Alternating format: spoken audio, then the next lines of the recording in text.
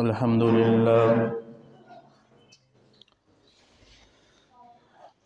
لله الواحد القهار العزيز الغفار، مكور الليل على النهار تذكرة لأولي القلوب والأبصار،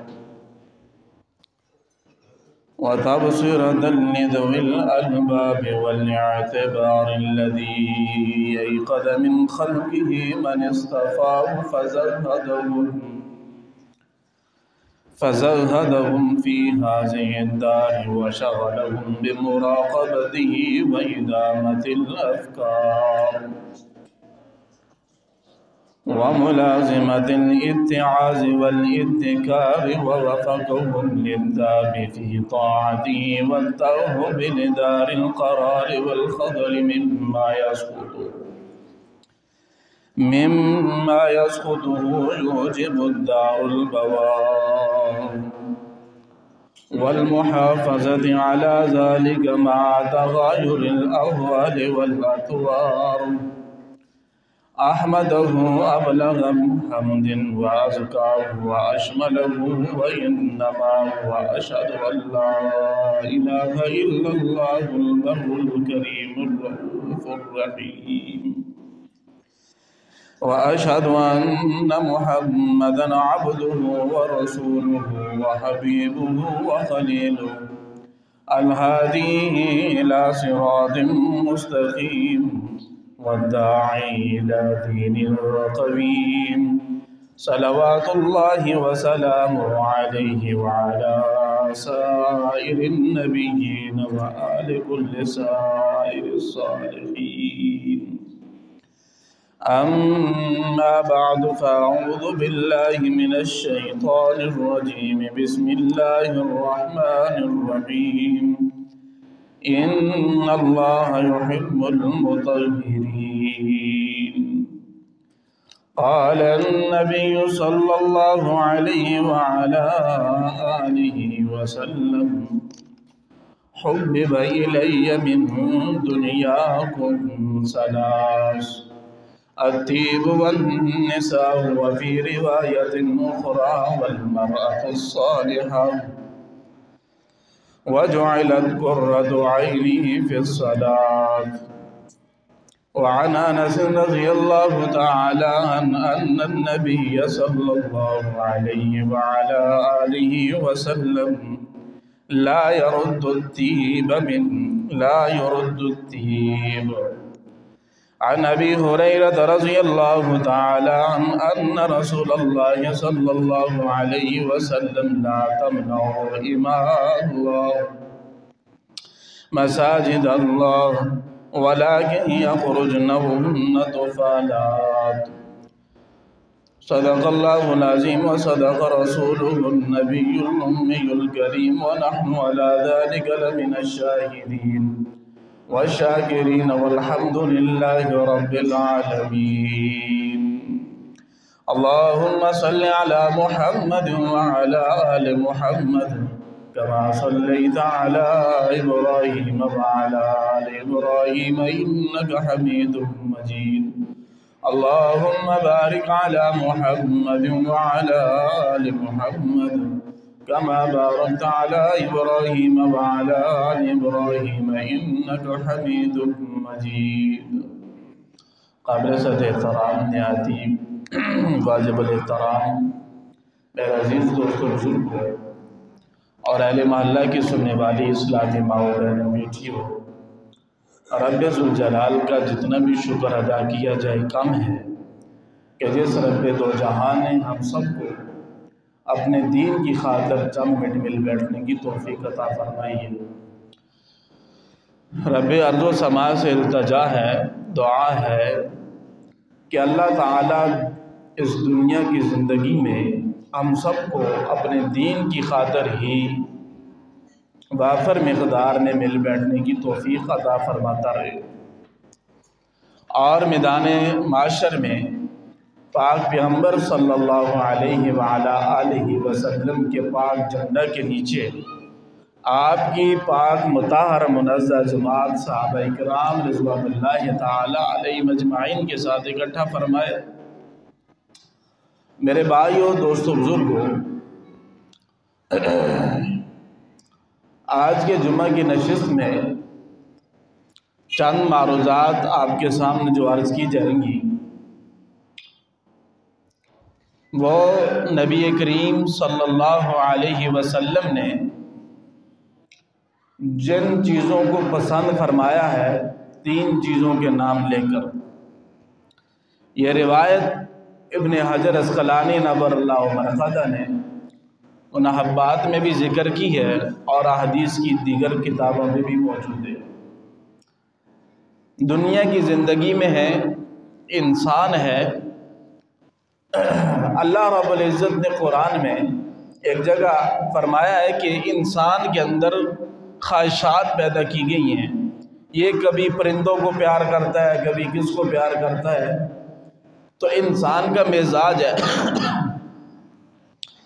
کوئی بھی حلال چیز جو کھانے میں بھی حلال ہو، پہننے بھی حلال ہو، پینا بھی حلال ہو، تو اس کو پسند کر لینا کہ یہ میری پسندیدہ چیز ہے، یہ کوئی عیب نہیں، نہ ہی یہ کوئی بری بات ہے۔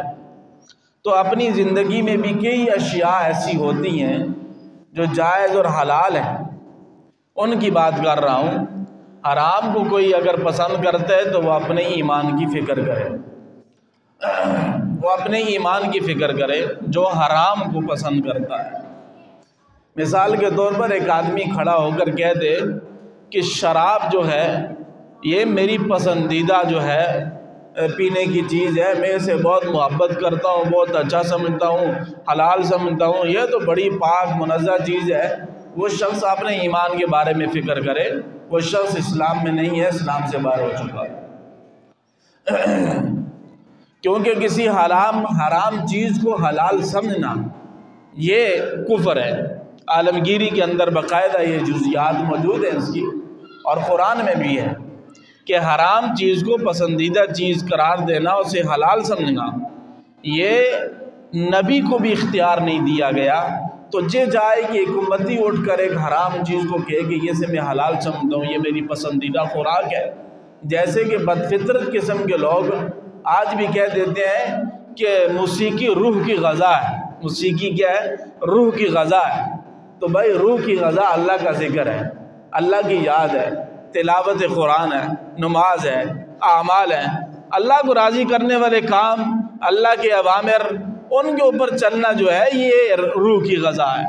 اللہ کی خواہشات اور غیر خواہشات، مرضیات اور غیر مرضیات کو سمجھ کر زندگی گزارنا، یہ جو ہے یہ روح کی غذا ہے۔ موسیقی روح کی غذا نہیں، وہ جہنم کا ایندھن ہے جو آپ تیار کر رہے ہیں۔ کیونکہ حدیث میں نبی کریم صلی اللہ علیہ وسلم نے فرمایا الغناء ينبت النفاق، کہ یہ جو گانا بجانا ہے نا، یہ گانا بجانا، موسیقی، یہ جو ہے یہ تو انسان کے دل میں منافقت کو پیدا کرتی ہے۔ اور 26ویں بارے میں یا غالباً 25ویں میں وَمِنَ النَّاسِ مَن يَشْتَرِي اللَّهُ الْحَدِيثِ لِيُضِلَّ عَن سَبِيلِ اللَّهِ۔ اس آیت کے تحت مفسرین نے لکھا ہے کہ اس سے مراد یہ موسیقی ہے، گانے بجانے والے ہی ہیں۔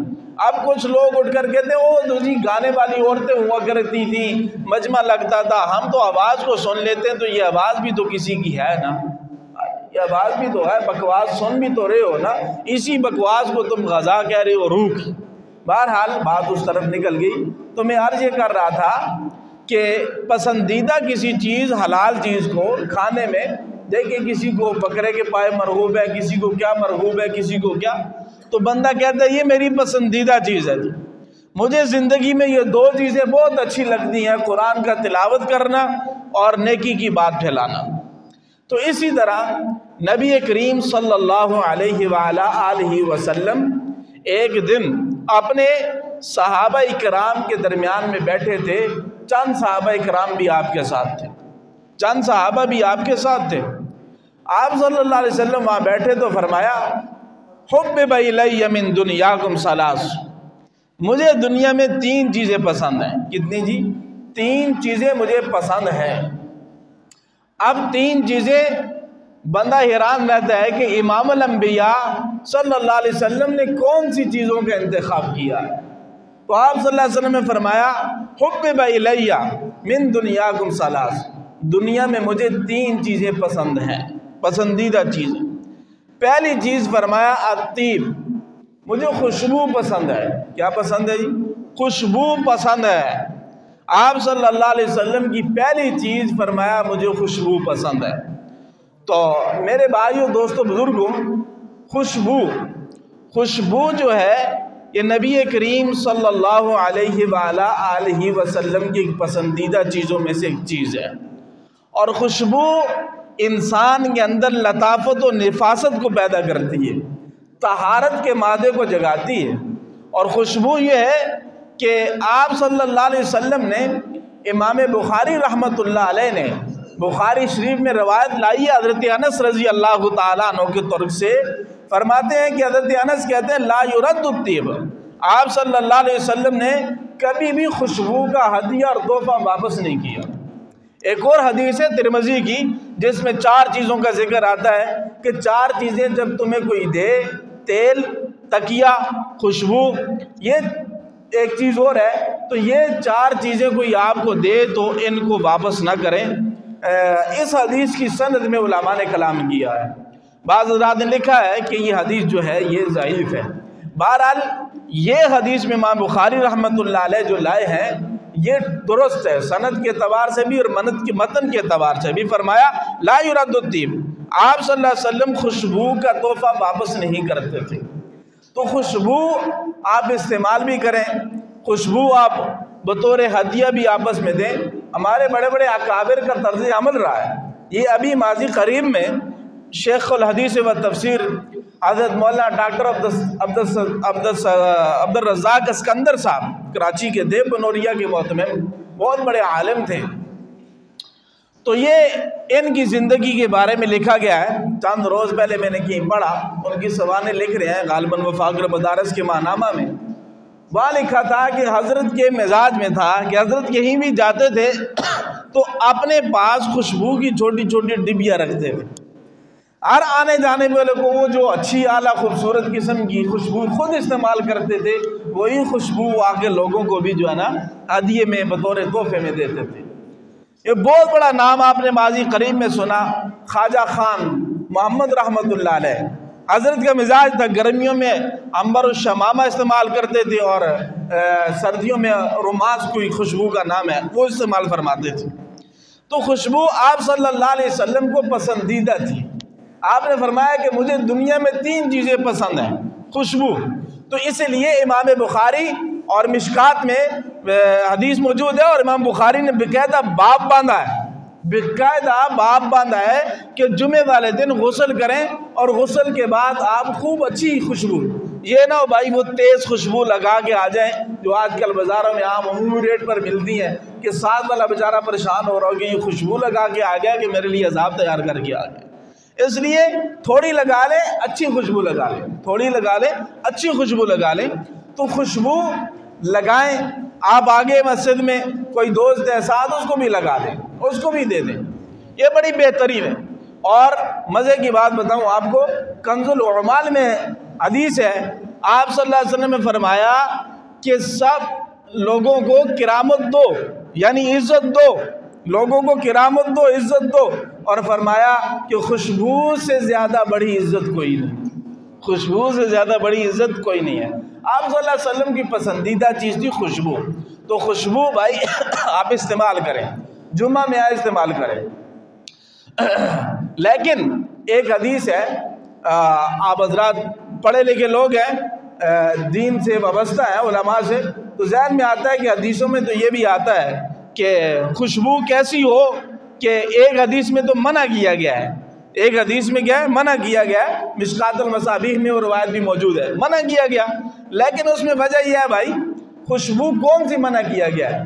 یہاں پر یہ مسئلہ ہے اس حدیث کے ضمن میں کہ مرد اور عورت کی خوشبو میں فرق ہے، مرد اور عورت کی خوشبو میں فرق ہے۔ فرمایا کہ مرد ایسی خوشبو استعمال کرے جس کی مہک، خوشبو زیادہ ہو اور رنگ نہ ہو، مرد ایسی خوشبو استعمال کرے جس کی مہک تو ہو، خوشبو تو ہو، مگر وہ رنگدار نہ ہو، مگر وہ رنگدار نہ ہو، اور عورت ایسی خوشبو استعمال کرے کہ اس کی مہک تو نہ ہو مگر رنگدار ہو، کیا ہو؟ رنگدار ہو۔ تو مسئلہ یہ ہے، مسئلہ کیا ہے؟ یہ ہے۔ پھر یہاں پر یہ ہے کہ عورتوں کے لیے خوشبو کا استعمال جائز ہے یا ناجائز؟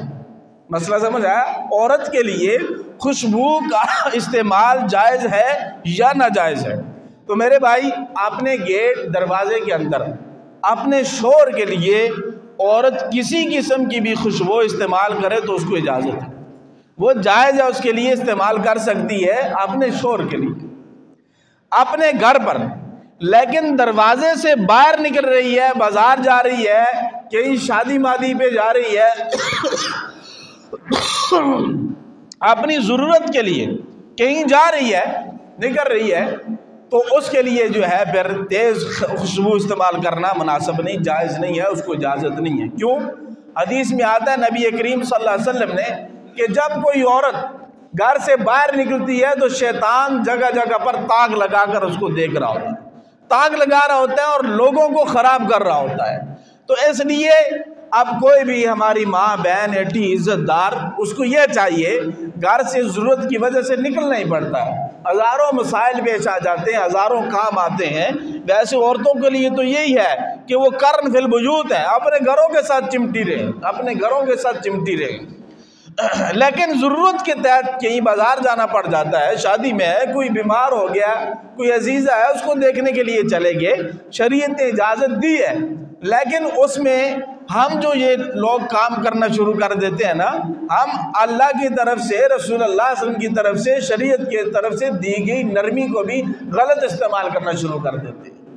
اب شوہر بیچارہ دن دہاڑے مزدوریاں کرے، ہاں جی، شام کو آئے تو وہ جیسے کہ جیسے صبح سو کر اٹھی تھی، آنکھوں میں گندگی اور منہ پہ اسی طرح کے چماٹ لگے ہوئے، شام کو شوہر بیچارہ واپس آیا گھر، تو شام کو بھی وہی حالت تھی، تو جب وہ دیکھے گا تو اس کا دل تو ٹوٹے گا نا جی۔ لیکن اس نے اگر کہیں باہر جانا ہو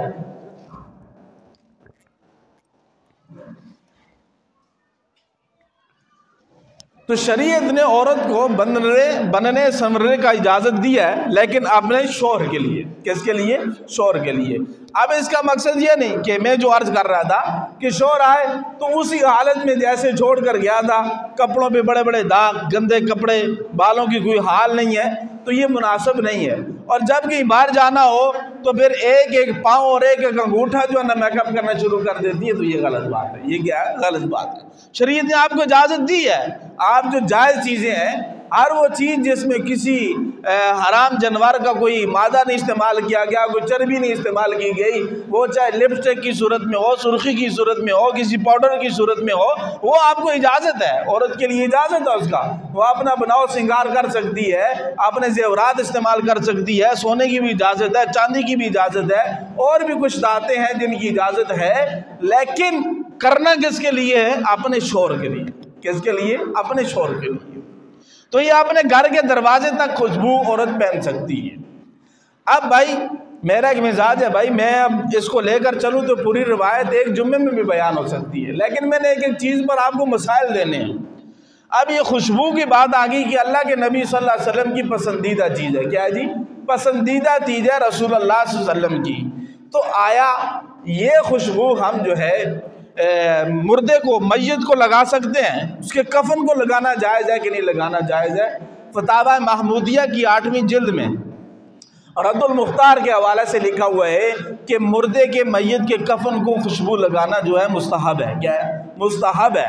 یہ کریں تو ثواب کا کام ہے۔ کیا ہے؟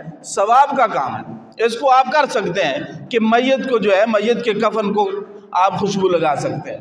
اسی طرح قبر کے اندر جو ہے خوشبو کا جھڑکاؤ کر دینا، یہ بھی جائز ہے، مستحب ہے۔ احسن الفتاوی مفتی رشید احمد صاحب کراچی والوں نے لکھا ہے، انہوں نے لکھا ہے کہ یہ کام بھی کیا ہے؟ مستحب ہے، لیکن اس میں ایک چیز مد نظر رکھنی ہے، اگر آپ نے چھڑکاؤ کرنا ہے تو میت رکھنے سے پہلے کر دیں، میت کو رکھنے کے بعد خوشبو کے چھڑکاؤ کی ضرورت نہیں ہے، وہاں نہیں کر سکتے۔ خوشبو میت کو رکھنے سے پہلے آپ کیا کر لیں؟ آپ اس کو کیا کریں؟ خوشبو جھڑک دیں، جھڑکنا جائز ہے، اس میں کوئی حرج نہیں ہے۔ یہاں پر ایک ضمنی طور پر مسئلہ آ جاتا ہے، مٹی ڈالنے کے بعد جو پانی بہایا جاتا ہے، آیا اس کے متعلق کیا حکم ہے کہ وہ کرنا چاہیے یا نہیں کرنا چاہیے۔ مولانا محمود الحسن دیوبندی رحمۃ اللہ علیہ گنگوئی نے لکھا ہے، فرماتے ہیں کہ یہ مٹی وغیرہ کو بٹھانے کے لیے تو جائز ہے، مناسب ہے، لیکن آج کل کے معاشرے میں اس کو عذاب کی تخفیف کا ذریعہ سمجھا جا رہا ہے، تو اس لیے یہ ناجائز ہے اور ایسا نہیں کرنا چاہیے۔ عقیدہ نہ ہو، نظریہ نہ ہو کہ قبر پہ مٹی ڈالنے سے ایسا ہو جائے گا کہ مردے کی بخشش ہو جائے گی، یہ عقیدہ نظریہ نہیں ہے۔ صرف مٹی جو ہے بٹھانے کے لیے، قبر کو سیدھا کرنے کے لیے آپ اس کے اوپر پانی کا چھڑکاؤ کر دیتے ہیں تو اس میں جواز ہے، جائز ہے، اس میں کوئی حرج نہیں ہے، لیکن جب عقیدہ رکھ کے کریں گے تو پھر اس کے اندر فساد آ جائے گا، پھر اس کے اندر جو ہے ناجائز کی وہ صورت نکل آئے گی کہ یہ چیز ٹھیک نہیں ہے۔ اور خوشبو آپ ہمیشہ ہر روز ہر وقت میں نماز کے لیے آ رہے ہیں تو آپ نے جسم پر لگائیں۔ حضرت ثابت بنانی رحمۃ اللہ علیہ یہ وہ شخص ہے جو حضرت انس بن مالک رضی اللہ تعالیٰ عنہ کے شاگرد ہیں۔ کیا ہے؟ شاگرد ہیں، صحابی رسول کے شاگرد ہیں۔ انہوں نے سب سے زیادہ روایات حضرت انس رضی اللہ تعالیٰ عنہ سے لائی ہیں، اور یہ ہماری کتاب معتبر حدیث کی بخاری کے مرکزی راوی ہیں بنانی رحمۃ اللہ علیہ۔ تو یہ کہتے ہیں کہ حضرت انس رضی اللہ تعالیٰ عنہ ہر روز، کیا جی، ہر روز اپنے ہاتھوں پر خوشبودار تیل کا مسح کرتے تھے، یعنی ایسے لگا لیتے تھے۔ تو پوچھا کہ یہ کیوں کرتے ہو؟ تو فرمایا کہ ہر مصافحہ کرنے والے کو خوشبو محسوس ہونی چاہیے، ہر مصافحہ کرنے والے کو خوشبو محسوس ہونی چاہیے۔ تو آپ صلی اللہ علیہ وسلم نے فرمایا کہ میری پسندیدہ چیز دنیا میں ایک کیا ہے؟ خوشبو ہے۔ اور اسی طرح ابن ماجہ اور ترمذی میں بھی ہے کہ نبی کریم صلی اللہ علیہ وسلم نے فرمایا محلوں میں مساجد بناؤ، کیا کرو؟ محلوں میں مساجد بناؤ، اور مساجد کی صفائی ستھرائی اور خوشبو کا انتظام کرو، وہاں کیا ہے؟ خوشبو لگاؤ۔ تو اس لیے میرے بھائی مسجدوں کی صفائی ستھرائی کا ہر طرح سے لحاظ رکھنا چاہیے، ہر طرح سے لحاظ رکھنا چاہیے۔ کہیں یہ نہ ہو کہ ہمیں محسوس نہ ہو، کوئی ناپاکی لگ جاتی ہے، کوئی معاملہ ہو جاتا ہے تو یہ پھر ہمارے سر پہ جن حضرات کی ذمہ داریاں ہوتی ہیں ان کے سر پہ یہ آ جاتا ہے کہ یہ کیا معاملات ہیں۔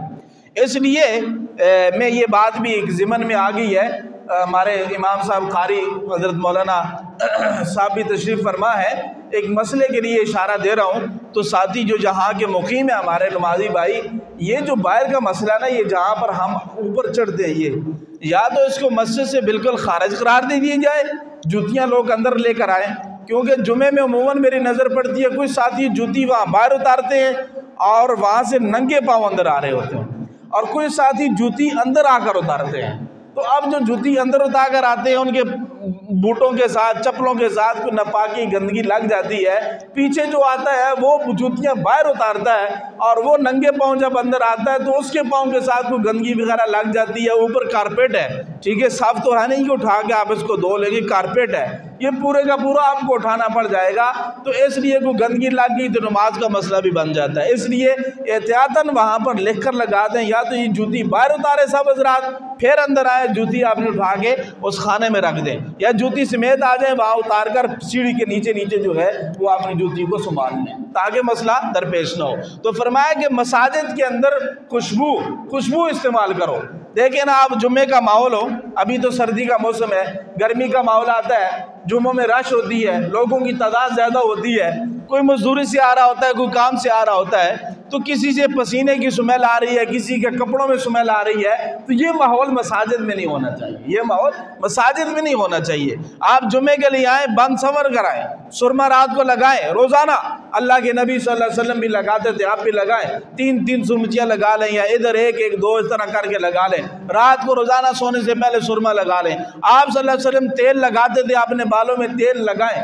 آپ شمال ترمذی میں اردو بھی ہے، مولانا زکریا رحمۃ اللہ علیہ کا ترجمہ کیا ہے، بہت اچھی کتاب ہے، اس کو پڑھیں۔ رسول اللہ صلی اللہ علیہ وسلم اپنی پگڑی کے نیچے جو ٹوپی ہوتی تھی، اس ٹوپی کے نیچے کپڑا رکھتے تھے، جسے کہتے ہیں تلی والا کپڑا، تلی والا کپڑا، تو اتنا تیل آپ صلی اللہ علیہ وسلم لگاتے تھے کہ اس کپڑے پر تیل کے اثرات محسوس ہوتے تھے، تیل کے اثرات محسوس ہوتے تھے۔ اس لیے مرد کے لیے زیب و زینت کسی اور کاموں کے لیے اختیار کرنا منع ہے، لیکن صفائی ستھرائی یہ ایمان کا حصہ ہے۔ الطہور شطر الایمان، شطر کا معنی جز بھی ہے اور نصف بھی ہے، آدھا بھی ہے۔ تو اس لیے یہ جو صفائی ستھرائی ہے نا، آپ دیکھیں نا، ایمان والا جب صفائی ستھرائی حاصل کرتا ہے تو کیا دل کرتا ہے؟ انگریز کو کیا پتا صفائی ستھرائی کا؟ ہاں جی، ان کو کیا پتا ہے صفائی ستھرائی کیا ہوتی ہے، نصابت کیا ہے؟ وہ تو ظاہری ٹیپ ٹاپ کے لوگ ہیں۔ کیا ہے؟ ظاہری ٹیپ ٹاپ کے لوگ ہیں، باتیں بڑی بڑی کر رہے ہوں گے، لیکن پیشاب کا دھونے کا طریقہ نہیں ان کے یہاں۔ ٹیشو استعمال کرو اور پھینکو، وہی ٹیشو کھانے کے بعد ہاتھوں کو صاف کرو، وہی ٹیشو ناک سے کرو، وہی ٹیشو سے پیشاب صاف کرو۔ اگرچہ جائز ہے، اس میں ممانعت نہیں ہے، میں ایک بات کر رہا ہوں نظافت کی۔ نظافت اور طہارت تو اہل ایمان کے پاس ہے۔ اب وہ صاف ستھرے اگر بن کے آ بھی جاتے ہیں تو کہاں جاتے ہیں بھائی؟ یا تو انہوں نے کلب میں جانا ہوتا ہے، زنا کے اڈے پہ جانا ہوتا ہے، شراب کی مجلسیں رکھنی ہوتی ہیں، بند سنور کر آئے تو پھر بھی وہ زنا گناہ کی طرف۔ اور یہ دلی ایک کیفیت ہے جو آپ کو منتقل کر رہا ہوں، بتا رہا ہوں، واللہ عالم کسی کی کیفیت کا نہیں، میں اپنا کہہ رہا ہوں۔ جب انسان بندہ مومن غسل کر کے اچھی طریقے سے بند سنور کر باہر نکلتا ہے تو یقین جانیے دل ایک ہی کام کرتا ہے، یار 2 رکعت پڑھ لیں یا قرآن کی تلاوت کریں، 2 رکعت پڑھ لیں یا قرآن کی تلاوت کر لیں۔ یہ ہے صفائی اور ستھرائی۔ صفائی ستھرائی دیکھیں اس چیز کا نام نہیں ہے کہ آپ ہر جمعے کو نیا سوٹ سلوا لیں، پرانا ہی ہو، صاف ستھرا پاکیزہ ہو، آپ اس سے نماز پڑھ رہے ہیں، آپ اس سے تلاوت کر رہے ہیں، آپ اس کو پہن کے مسجد میں آ رہے ہیں، تو میرے بھائی یہ ہے صفائی ستھرائی ایمان والوں کی۔ کس کی ہے؟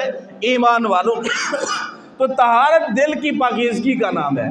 جب دل پاکیزہ ہو پھر آپ خوشبو لگائیں۔ جیسے حکیموں میں نا، حکیم کہتے ہیں نا کہ اگر دوا کو معدے میں پہنچانا ہو، دوا کو، بھائی توجہ، دعا کو کدھر؟ معدے میں پہنچانا ہو تو اس میں خوشبو کا استعمال کرتے ہیں، اور دعا کا اثر اگر جگر پر چھوڑنا ہو تو اس میں میٹھی چیز استعمال کرتے ہیں۔ تو اس لیے آپ اپنے لباس کو اچھا رکھیں، اور اس کے اوپر جب خوشبو لگا کے آپ آئیں گے تو اللہ آپ کے اعمال میں بھی خوشبو پیدا کر دے گا۔ یہ تو ظاہر ہی ہے نا، ظاہر بنانا ہمارے بس میں ہے، باطن اللہ انشاءاللہ توفیق عطا فرما دے گا۔ وہ رب ہے، وہ فرماتا ہے جب کوئی چلتا ہے تو میں اسے چلاتا ہوں۔ دیکھو میں نے کئی دفعہ عرض کیا کہ میرے اللہ نے کسی کو مجبور کر کے کافر نہیں بنایا ہے، نہ ہی میرے اللہ نے کسی کا کان پکڑ کے زبردستی کہا کہ تو کلمہ پڑھ کے مسلمان ہو جا۔ بس اللہ نے کہا وَهَدَيْنَاهُ النَّجْدَيْنِ، تیسرے پارے میں سورہ بلد کے اندر وَهَدَيْنَاهُ النَّجْدَيْنِ، ہم نے دونوں راستے جو ہے اس کو کیا کر دیے؟ ظاہر کر دیے۔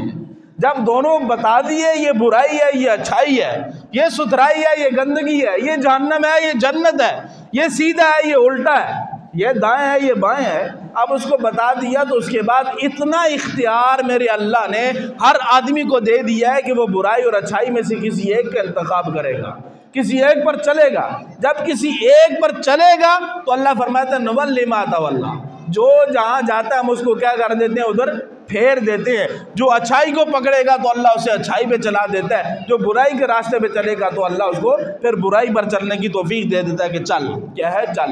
اللہ زبردستی کسی پر نہیں کرتا۔ تو میرے عرض کرنے کا مقصد یہ ہے، آپ صلی اللہ علیہ وسلم کی 3 پسندیدہ چیزوں میں سے پہلی پسندیدہ چیز جو تھی وہ خوشبو تھی۔ کیا تھی جی؟ خوشبو تھی۔ تو آپ صلی اللہ علیہ وسلم نے خوشبو کے متعلق بہترین باتیں حدیث کی کتابوں میں موجود ہیں، چند باتیں آپ حضرات نے اور اس کے چند مسائل آپ نے سن لیے۔ آخری مسئلہ ایک جو ظاہری طور پر میرے ذہن میں مستحضر ہے، مسائل تو بہت زیادہ ہے جو ہمیں آتے بھی نہیں ہے بات، تو فرمایا بھائی یہ جو پرفیوم الکوہل والی پرفیوم ہوتی ہے، بعض حضرات کے ذہن میں ہوتا ہے، کچھ لوگ پوچھتے بھی رہتے ہیں کہ الکوہل والی پرفیوم لگا کر آ جانا مسجد میں نماز کے لیے، کپڑے ناپاک ہو جاتے ہیں، یوں ہوتا ہے۔ بھائی اصل جو الکوہل تھا وہ اس وقت میں نہیں بنتا، بہت کم ہے، کیونکہ وہ بہت مہنگا پڑتا ہے۔ وہ بنتا ہے کہ کھجور اور انگور سے۔ کس سے؟ کھجور اور انگور سے۔ اور یہ جو آج کل خوشبوؤں میں الکول استعمال کیا جاتا ہے، یہ نام الکول ہے، الکول مول نہیں ہے، یہ اصل الکول ان چیزوں کا ہے۔ تو یہ الکول جو اگر کسی خوشبو میں ملا ہوا ہو تو اس میں کوئی حرج نہیں ہے، نہ کپڑے ناپاک ہوتے ہیں، نہ نماز کو کوئی مسئلہ بنتا ہے، سمجھ آ گئی؟ وہ اور کچھ چیز ہے، یہ کچھ اور چیز ہے جو ان خوشبوؤں میں استعمال کی جا رہی ہے، یہ اصل الکول نہیں ہے جس کا حکم اور ہے۔ یہ جو ہے اس کے لیے جواز ہے، اس کے لیے کوئی ایسا مسئلہ نہیں کہ آپ کے کپڑے ناپاک ہو جائیں گے یا یہ لگا ہوا ہو تو آپ کی نماز نہیں ہوگی، ایسا کوئی مسئلہ نہیں۔ ایسی کوئی پرفیوم اگر آپ استعمال کر رہے ہیں تو وہ بھی اجازت ہے، کر سکتے ہیں۔ اور آپ صلی اللہ علیہ وسلم نے سب سے بہترین خوشبو جسے قرار دیا ہے، فرمایا کہ وہ مشک ہے، مشک کی خوشبو ہے، فرمایا کہ یہ بہت اچھی خوشبو ہے۔ آپ صلی اللہ علیہ وسلم روایات میں ملتا ہے، فرمایا کہ کیا مشک سے بھی اچھی کوئی خوشبو ہے؟ مشک سے بہتر خوشبو بھی کوئی ہے؟ تو یہ بس جتنی آپ کی اوقات ہو، مشک بہت مہنگی ترین ہے، عود ہے، عنبر ہے، ٹھیک ہے، یمامہ ہے، عجیب اچھی خوبصورت جو ہے وہ ہے۔ آج کل ایک نئی اچھی آئی ہے، نام تو پرانا ہی ہوگا، حسن یوسف، بہت اچھی خوشبو ہے، وہ استعمال کر کے دیکھیں۔ بہرحال اچھی خوشبو ہو۔ ابتدا میں نے عرض کیا کہ ایسی خوشبو پہن کر مسجد میں نہ آئے، استعمال کر کے جو سر کو چڑھتی ہو اور تیز ہو کہ دوسرا آدمی آپ کو عذاب سمجھنا شروع ہو جائے، ایسا کام نہ کریں، دوسری چیز نبی کریم صلی اللہ علیہ وسلم نے فرمایا، حبب الیہ من دنیاکم ثلاث، ان میں سے پہلی چیز فرمایا الطیب، اور دوسری چیز فرمایا والنساء، مجھے عورت پسند ہے۔ اور دوسری روایت میں آتا ہے مرأۃ الصالحہ، عورت کون سی؟ نیک عورت۔ کیا جی؟ نیک عورت مجھے پسند ہے۔ نیک عورت انسان کی زندگی میں آ جائے تو اللہ رب العزت کی طرف سے انسان کی زندگی کو بدل دیتی ہے، انسان کی زندگی بدل جاتی ہے۔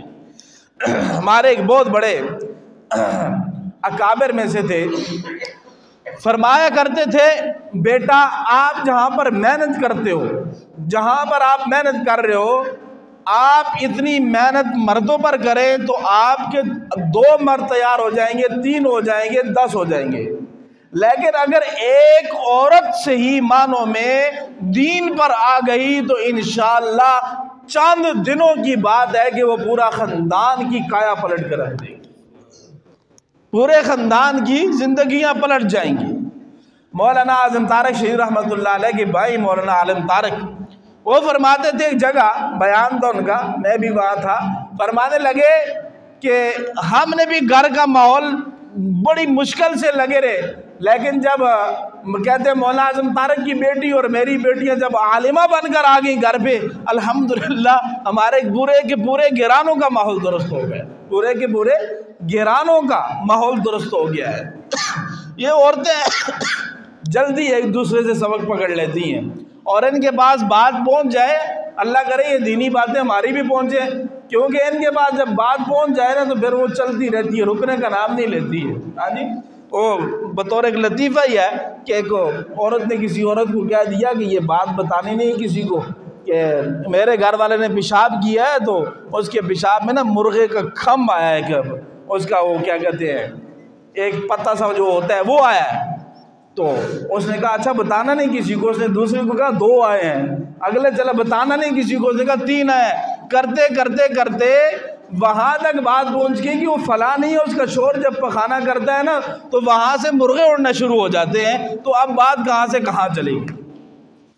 تو اس لیے ان کے مزاجوں میں دینی باتوں کو ڈالیں، آپ نے گھروں پر حیات الصحابہ کتاب ہے، اردو میں بھی ملتی ہے، وہ اس کی تعلیم رکھیں، صحابہ کے واقعات سنائیں، صحابیات کے واقعات سنائیں، کیسی کیسی عورتیں اس دین اسلام کی ابتدا میں آئیں کہ جن کی قربانیوں سے یہ دین اسلام ہم تک پہنچا ہے۔ تو فرمایا کہ مجھے صالح عورت پسند ہے۔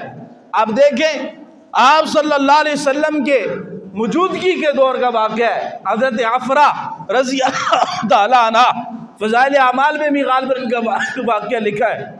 عفرہ یہ 7 بیٹوں کی ماں تھی، کتنی جی؟ 7 بیٹوں کی۔ اب حالت جنگ ہے اور رات کو بیٹھے ہوئے بیٹوں کو تیار کر رہی ہے کہ بیٹوں یاد رکھنا کہیں صبح میدان جہاد سے واپسی پر یا میدان جہاد میں حالت جنگ میں تم میں سے کوئی شہید ہو جائے تو میں ماں تم بیٹوں میں سے کسی بیٹے کے پیٹھ پر زخم نہیں دیکھنا چاہتی۔ پیٹھ پر زخم نہیں دیکھنا چاہتی۔ تاریخ میں وہ 7 کے 7 بیٹے اس جنگ میں شہید ہوئے اور کسی ایک کو بھی کمر پر نشان نہیں تھا، ہر ایک نے نشان سینے پر کھایا ہوا۔ یہ عورتیں، صالح عورتیں، حضرت حمزہ رضی اللہ تعالیٰ عنہ کا واقعہ پڑھ لیں، حضرت زرار رضی اللہ تعالیٰ عنہ کی بہن حضرت خولا کے واقعات پڑھ لیں، تمہیں پتہ چلے گا کہ نیک عورتیں کیا چیز ہوتی ہیں، کتنی قوت ایمانی ہوتی ہے نیک عورتوں کے اندر۔ حضرت خالد بن ولید رضی اللہ تعالیٰ عنہ، علامہ باقری نے فتوح الشام کے اندر واقعہ لکھا ہے، حضرت خالد رضی اللہ تعالیٰ عنہ کمانڈر تھے، صحابہ اکرام کی جنگ چل رہی تھی، حضرت زرار رضی اللہ تعالیٰ عنہ کو گرفتار کر لیا گیا۔ وہ کہتے ہیں میں نے دیکھا کہ سواری پہ گھوڑ سوار ہے، سبز رنگ کا نقاب کیا ہوا ہے، سر پہ بھی گھوما ہوا ہے، سارا وجود جو ہے وہ پردے میں ہے، اور وہ جس طرف کافروں کی صفوں میں گھستی ہے، وہ شخص جس طرف سے بھی گھستا ہے کافروں کی صفوں کی صفیں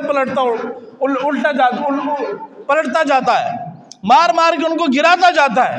آخر خالد بن ولید کمانڈر تو نے کہا کون ہے بھائی تو؟ یہ خاموش رہی، نہیں بولی۔ آخر کہا کہ میں اب تیرا نقاب زبردستی اتاروں گا، کون ہے تو؟ بتا، کوئی فرشتہ ہے، انسان ہے، جن ہے، کیا چیز ہے؟ پھر حضرت خولا نے کہا خالد میں زرار کی بہن خولا ہوں، میں زرار کی بہن خولا ہوں۔ یہ خود بھی گرفتار ہو گئیں، پھر جن ڈنڈوں کے ساتھ ان کو باندھا ہوا تھا نا، انہی ڈنڈوں سے ان کافروں کی پٹائی کر کے وہاں سے ان سے نکلی۔ یہ نیک عورتیں تھیں جن کے کردار نے دین اسلام کو ہم تک پہنچایا ہے۔ تو فرمایا نبی کریم صلی اللہ علیہ وسلم نے مجھے کیا ہے، نیک عورت پسند ہے۔ تو اس لیے میرے بھائی آج کے معاشرے میں ہم جہاں کہیں نکاح کے لیے جائیں، منگنی کے لیے جائیں، رشتے کے لیے جائیں، عجیب طرز چل پڑا ہے۔ بنگلہ کیسا ہے، کوٹھی کتنی بڑی ہے، کار کتنی بڑی ہے، اس کے بعد پراڈو ہے، کاروبار کیا ہے، مال کتنا ہے، بھائی کیا کرتا ہے، باپ کا کام کیا ہے، پیسہ کتنا ہے، جی پیسہ کتنا ہے۔ مشکات المصابیح میں کتاب النکاح میں حدیث موجود ہے، نبی کریم فرمایا کہ عورت سے، مال سے، حسن کی وجہ سے، جمال کی وجہ سے اور دینداری کی وجہ سے نکاح کیا جاتا ہے۔ تم دینداری کو ترجیح دو، تم کیا کرو، دینداری کو ترجیح دو۔ تو اب ہم دینداری کو چھوڑ کر حسن کیا ہے، اور اس دور میں تو حسن بھی گیا، جمال بھی گیا، حقیقت بات ہے، پیسہ ہو آپ جیسے کیسے بھی ہیں ٹھیک ہے، شرابی کبابی ہے ٹھیک ہے، اگر 5 وقت کا نمازی ہے، دین پر چلنے والا ہے، قرآن پڑھنے والا پیسہ نہیں ہے، کوئی آپ کو لڑکی نہیں دیتا، لیکن شرابی ہے، پیسہ ہے تو لڑکی آپ کو دے رہے۔ یہ معاشرہ بڑی خطرناک سمت پہ چل پڑا ہے۔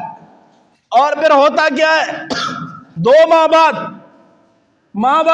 ایک ماہ بعد، کچھ عرصے بعد، مولوی صاحب ہمارا دماغ تو ایسا نکل گیا، ہمارا دماغ تو شرابی نکل گیا، ہمارا دماغ تو کمبار نکل گیا ہے، جوئے باز نکل گیا ہے، فراڈی ہے، یوں ہے وہ ہے، طلاق کے مسئلے۔ آپ کو علم نہیں ہے میرے بھائیوں، آپ کے علم میں نہیں ہے، میں بات اللہ کی نعمت سمجھ کے کر رہا ہوں۔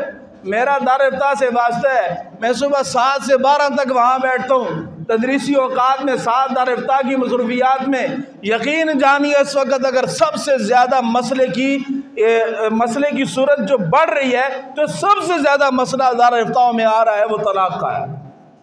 ہر 2 مسئلے چھوڑو تیسرا مسئلہ طلاق کا ہے، ہر 2 مسئلے چھوڑو تیسرا مسئلہ طلاق کا ہے۔ طلاق کی اتنی اس مسئلے کے اندر اضافہ ہوتا جا رہا ہے، آپ سوچ نہیں سکتے وہ کیوں ہو رہا ہے۔ یہ ہماری بے اعتدالیوں کی وجہ سے ہو رہا ہے۔ ہم رشتہ دیتے ہوئے یہ نہیں دیکھتے کہ دینداری کتنی ہے، ہم یہ دیکھتے ہیں کہ قائد اعظم بابے کی تصویریں کتنی ہیں، اس کے بعد کتنا کمال و اسباب ہے۔ تو یاد رکھیے پاک پیغمبر صلی اللہ علیہ وسلم فرمایا کہ دین کو توجہ دو، کس کو، دیندار کو توجہ دو۔ شیخ سرفراز خان نور اللہ مرقدہ نے اپنی کتاب میں ایک صحابی کا واقعہ لکھا۔ یہ جو معاشرہ ہو رہا ہے، رشتہ لینے آئے لڑکی کا، اچھا جی میری بیٹی روٹی نہیں پکائے گی، میری بیٹی صفائی نہیں کرے گی، میری بیٹی برتن نہیں دھوئے گی، میری بیٹی کپڑے نہیں دھوئے گی، یہ نہیں کرے گی، وہ نہیں کرے گی۔ وہ صحابی رسول کے پاس اپنی قوم کا ایک آدمی آیا، انہوں نے کہا کہ اپنی بیٹی کا رشتہ دے دو، ہمارے گھر پہ جو ہے نا کام کرنے والی باندیاں موجود ہیں، نوکرانیاں موجود ہیں۔ تو صحابی نے کہا بھائی جائیں، میں آپ کو رشتہ نہیں دے سکتا، میں آپ کو رشتہ نہیں دے سکتا۔ جب بات رسول اللہ کے پاس پہنچی تو آپ نے فرمایا کہ کیا ہوا، کیوں نہیں دیتا؟ فرمایا اللہ کے نبی، انہوں نے میری بیٹی سے اپنے ماں باپ سسرال کی شوہر کی خدمت چھین کر جنت سے محروم کرنے کا سوچ رہے ہیں، اس لیے میں ان کو رشتہ نہیں دیتا۔ یہ کہتے ہیں ہمارے گھر پہ کام کاج نہیں ہوگا۔ تو اس لیے ہمیں ہمیشہ شکل و صورت بھی اللہ کی بہت بڑی نعمت ہے بھائی۔ میرے اللہ نے کسی کو کالا بنایا تو کیا، اگر اللہ کو کالا نہ پسند ہوتا تو نہ پیدا کرتا نا۔ میرے اللہ نے جس کو جو صورت دی ہے، شکل دی ہے، وہ اللہ نے بنائی ہے، آپ نے نہیں بنائی ہے۔ تو اس لیے اگر شکل سے کالا ہے تو کوئی بات نہیں، دیندار ہے تو آپ کے لیے اچھا ہے، نمازی ہے تو آپ کے لیے اچھا ہے، حلال اور حرام کی تمیز کرنے والا ہے تو وہ آپ کے لیے اچھا ہے، علماء سے وابستہ ہے تو آپ کے لیے اچھا ہے۔ یقین جانیے، میں ایک دن مدرسے میں بیٹھا تھا، ہمارے دارالفتہ میں فون آیا، بڑے استاد جو ہیں ہمارے مفتی صاحب، ان کے پاس میں پاس ہی بیٹھا تھا، لڑکی کا فون تھا، لڑکی کہہ رہی مفتی صاحب جن لوگوں سے رشتے کی بات آپ نے ہماری کروائی ہے ان کو فون کر کے منع کر دیں۔ حضرت فرمانے لگے بیٹی کیوں وجہ؟ کہنے لگی مفتی صاحب مسئلہ یہ ہے کہ اس لڑکے کی تنخواہ 50,000 ہے اور ہمارا گزارا نہیں ہوتا 50,000۔ 50,000 تنخواہ ہے، ہمارا گزارا تنخواہ میں نہیں ہے۔ انا للہ و انا الیہ راجعون۔ 50,000 میں کیا ہے ہو بھائی؟ 50,000 میں گزارا نہیں۔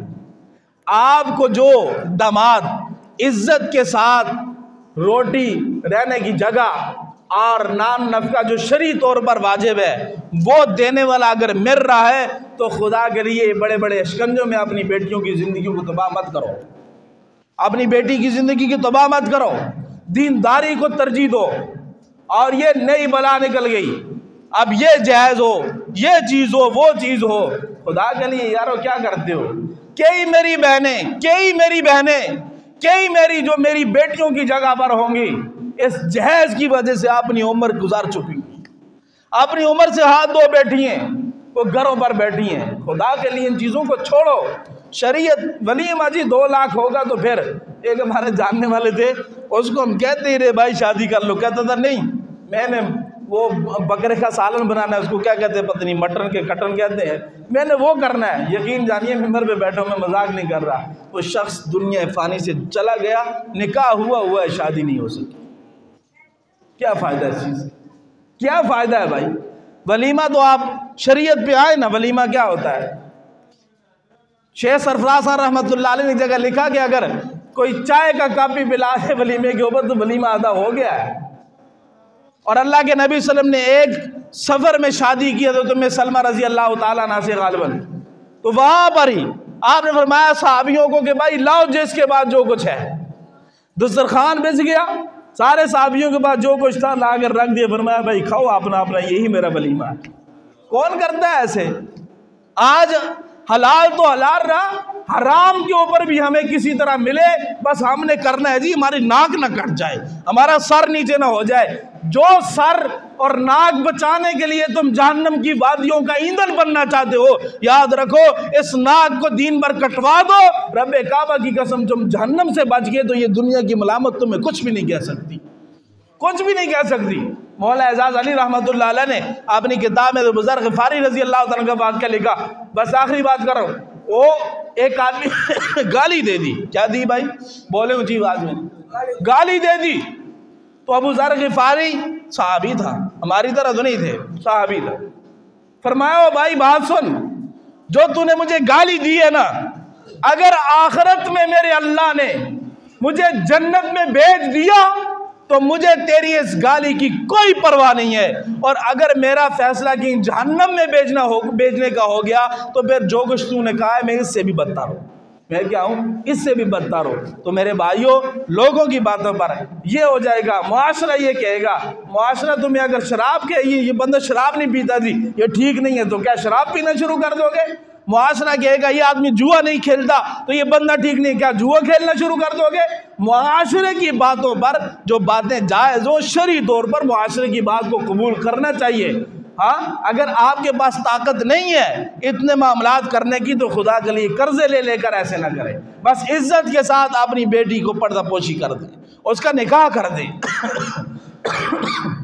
تو میرے بھائیوں دو چیزیں تو بیان ہو گئیں. اللہ کے نبی صلی اللہ علیہ وسلم نے فرمایا مجھے دنیا میں 3 چیزیں پسند ہیں. فرمایا ایک خوشبو ہے، فرمایا کہ دوسری مجھے جو چیز پسند ہے وہ نیک عورت ہے، اور تیسری چیز رہ گئی ہے. اس کے بعد سیدنا صدیق اکبر بھی کھڑے ہو گئے اسی مجمع میں، مجھے بھی 3 چیزیں پسند ہیں. تو یہ انشاءاللہ مہینہ 2 مہینہ ہمارا یہ پسندیدگی کی عمر چلتا رہے گا. اگلے جمعے میں رسول اللہ صلی اللہ علیہ وسلم کی تیسری پسندیدہ چیز کیا تھی انشاءاللہ اس پر ٹھیک ٹھاک کھل کر گفتگو ہوگی اور تفصیل کے ساتھ ہوگی. اللہ تعالیٰ ہم سب کو